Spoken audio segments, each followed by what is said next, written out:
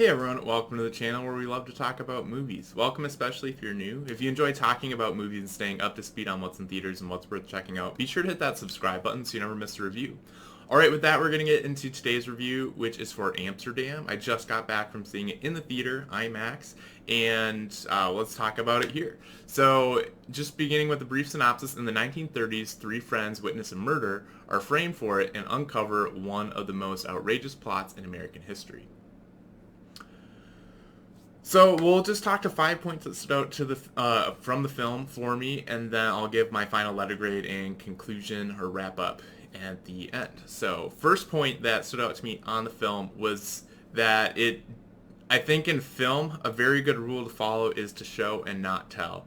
And this film, like it has several different characters narrate parts of it, and I think that took away from it. And especially there's one scene where we get glimpses of it, so it's not quite technically that they didn't show it to us, but they show it to us very briefly, and it's like a recap of what happened. And I think that would have been a really, really good scene to just see live and play out.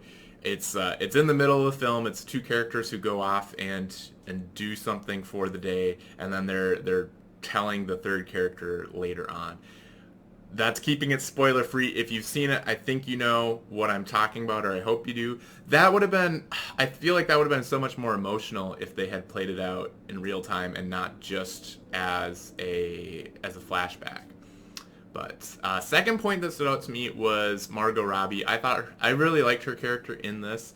I think she was probably the most entertaining piece of the film, and I thought she played the character really well. So just wanted to give her a shout out there. The third thing was that the film definitely deals with some important subject matter, but even though it does that, which should kind of invest you in and of itself, it somehow managed to not get me invested in the story that it was telling. And maybe that speaks more to me than the film, but it is what it is. So that I thought was, I don't know, I was surprised that given the subject matter, I couldn't get invested in the film.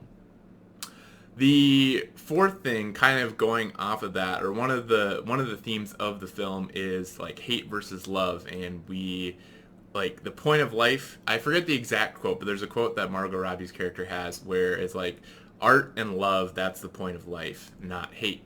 And I think that's a really good message, but it's always interesting with movies like this where there's definitely some very there's characters in here who are very hateable. Not the main characters, but there's yeah.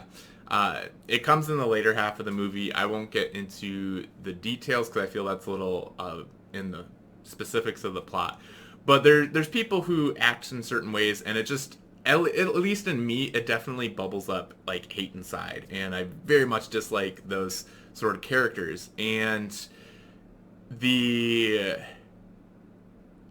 the very like elitist and like racist characters. And it's always interesting for me at least to reflect on, like, usually those are characters who are very hateful to and belittling of other people, especially if it's like based on race and gender.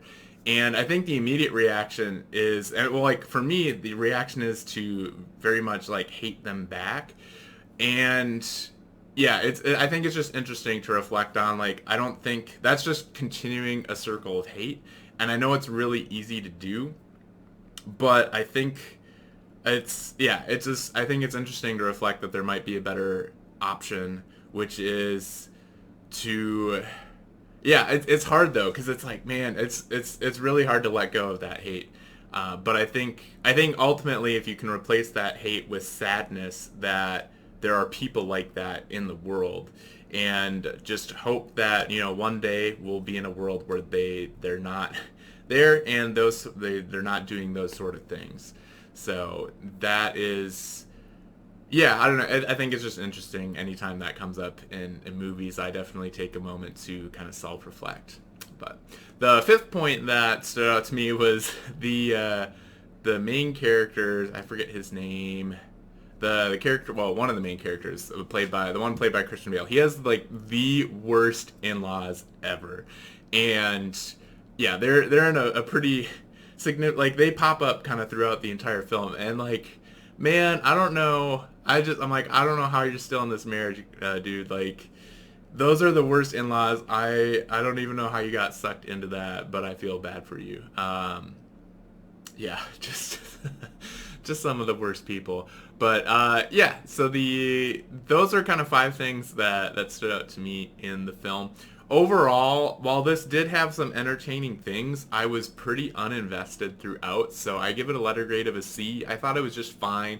It wasn't to the point where I was like super thoroughly bored, but the story just kind of seems to amble along. It doesn't necessarily feel like it's going anywhere, while like especially through the middle of the film. I thought the third act was maybe a little bit better, and it started off kind of okay, but yeah, overall it just kind of had me meh coming out of it, which was surprising a bit. I mean, I was aware that it had a relatively lower Rotten Tomatoes score, but I try not to let that impact my opinion of a film going in. But I was excited to see as many of the actors that they have. It's a star-studded cast all around. But like at the end of the day, I thought that it just came down to the script and the story, which I didn't think were all that engaging. So, props to all the actors. I thought they did as good of a job as they could have given that. But yeah, overall, not a film that I recommend. And yeah, but if you've had a chance to see it, I'd love to hear your thoughts in the comments below. If you enjoyed this review, be sure to smash that like and subscribe button. And with that, thanks for watching, and we'll catch you in the next video.